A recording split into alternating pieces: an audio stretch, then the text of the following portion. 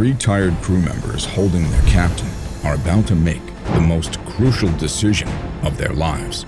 Hold up or let go. No!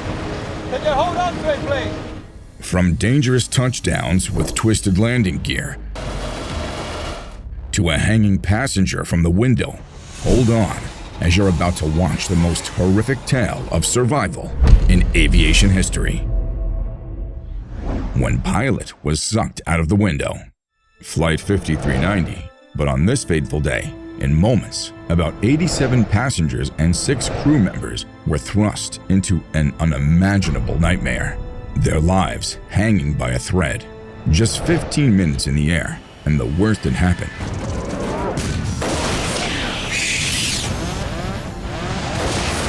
No one was prepared for this unimaginable catastrophe. The broken windshield had changed everything. Fighting for control in a 350-mile-an-hour wind. The very captain of the aircraft had been sucked out by the insane depressurization. At the height of 17,000 feet, half of his body was out, facing the coldest and harshest airflow. While at the inside, his legs were jammed with column 4, turning the autopilot off. Now, Alistair Edgison needed all his flying experience because today he was on his own. While the captain's body was pinned outside of the jet, the aircraft frantically hurtled down from 17,000 feet. The throttles were jammed forward, increasing the speed to nearly 400 miles per hour. This was the moment when co-pilot Alistair had to step up and take command for everyone. While he fought to bring the plane under control, Steward Nigel Ogden could see his captain being sucked out of the aircraft. Steward Nigel Ogden can see his captain is being sucked out of the aircraft. But the situation was getting worse and worse. In just 2.5 minutes, they had dived to 11,000 feet. However, this co-pilot was determined to come out alive. Fortunately, he was able to level out and slow down the plane to 170 miles per hour. At this speed, the captain's body was no longer pinned to the roof and slid round to the side of the plane. This is the first time Steward Simon Rogers catches sight of the chaos in the cockpit for the first time. In the midst of the most challenging chaos, passengers were curious too. What's going on? We're gonna be all right. I think the captain's dead. Now, Simon and Alistair were faced with the most difficult decision of their lives. What to do with the lifeless captain's body? Let go, or keep struggling to keep him pinned. They knew they were thinking about it, but Alistair's order wasn't simply an act of compassion. It could have damaged the leading edge of the wing. Had it gone over the wing, it could very well have gone into the engine. So I think it was a very sensible decision. When we asked the air control about their experience of this tragic incident, he replied, one of disbelief, because it doesn't actually happen. It happens in films, but it doesn't happen in real life. But after the dreadful journey, the first sight of the runway wasn't so comforting, because during the flight, the craft had suffered enough damage, and no one knew if it was going to be a successful landing. Roger, you'll be able to stop the aircraft on the runway and evacuate the aircraft. Panicking after such a horror story was natural. Don't be mistaken, these are the emotions of relief. Alistair has done something remarkable in aviation history. He'd lost his captain and underwent unimaginable pressure all on his own. And credit to Alistair that his courage had given the captain to breathe again on the arrival. Instantly, he was carried by the rescue teams. And for a miracle, the captain was still alive. He might have bore severe injuries, but he was still living.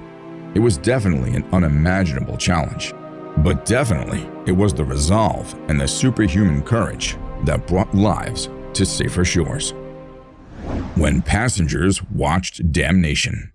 A twisted nose gear jammed at 90 degrees, and there's no other way but to venture a dangerous descent. A decision that's about to decide the fate of 140 passengers on board. But that's not an easy decision. Airbus A320 is loaded with thousands of gallons of fuel.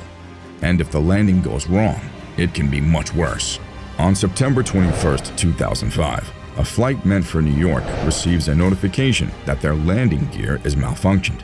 While the crew was battling to understand the situation, Flight 292's plight was being broadcast live on the national TV channels.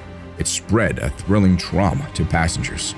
Suddenly, the pilot made an announcement. I wrote the company as well as our in-flight crew that apparently we've made the news, so I'm sorry about that. Before they landed, it was important for them to stay in the air. At this point, what I'm doing is burning off additional fuel, a full load of fuel, to go out to New York. The plane continued flying while minutes turned into hours. That silence was really freaky. You start to think about what is going on. Those were definitely the most intense moments they could ever imagine. The flight kept on flying for 3 hours. They couldn't find a way to fix the jammed wheel, but they had burnt enough fuel to prepare to land. Now, the time had come when landing was actualized. The pilot chose to land at LAX. The long runway would have given him the best chance of survival. Finally, the dangerous descent had been done. At 6:15 p.m., finally, Flight 292 began its last descent. Make sure that we've got all of the preparations ready for the arrival into LAX. Every passenger experienced the most dreadful journey they had ever thought of. Intense, thick smell of burning rubber. That was it. They survived the most impossible. They had the most extraordinary journey in aviation history. And all thanks to the pilots who made it possible. Engine blew mid-air. April 17, 2018, Southwest Flight 1380 embarked on a routine journey from New York to Dallas. But as soon as they were just 1,000 feet above the ground, minutes away from the landing, an unforgivable thrust struck the whole plane as they were severely jolted. From passengers to pilots in the cockpit, everyone was shocked to their core. The aircraft's left engine had collapsed mid-air. This incident was much more severe than it sounds. Everything changed. What the? We had a very large bang. We had multiple warnings going off in the cockpit. Flight 1380 was 10 minutes away from Philadelphia International Airport and closing fast. But these 10 minutes were going to be the harshest minutes ever. At an altitude of just 1,000 feet and 3 miles from the airport, the pilots prepare for an emergency landing, but this landing was to be much different. Passengers were shocked, hanging in uncertainty, not knowing what may happen. We immediately began dropping, the oxygen masks fell. It was terrifying. Those screams were justified because when the engine burst, one of its metal pieces shattered one of its windows. At row 14A, it created a strong depressurization. It's as dangerous as it sounds, because its pull is worse than a strong tornado. The only thing holding the passenger back was her seatbelt. Jennifer Riordan, who half stuck out of the window, had nothing she could do. Will she be saved? And if so, how? Just then, from row 13, Tim McGinty rushed back to help. He too was helpless, no match for the enormous pressure. Just tried to pull her in, and it was, couldn't. Luckily, in row 7, Andrew Needham, the firefighter paramedic, was traveling too. He checked on his family and then went into his first responder mode. Andrew joined Tim McGinty's desperate struggle to seek 14C, the terrifying tornado trying to suck everything out of the plane. But together, the men were able to pull Jennifer back inside. These 10 minutes may be the harshest, but in the cockpit, there's only one struggle: bring everyone to safety. Tammy Jo Schultz, 56 years of age, a former Navy fighter pilot, has seen many difficult situations, but not like this one. With every second, the runway coming near, their heartbeats come strangled. Fortunately, they landed the plane successfully.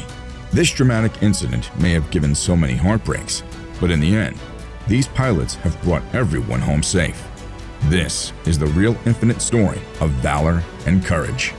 Until next time, adios.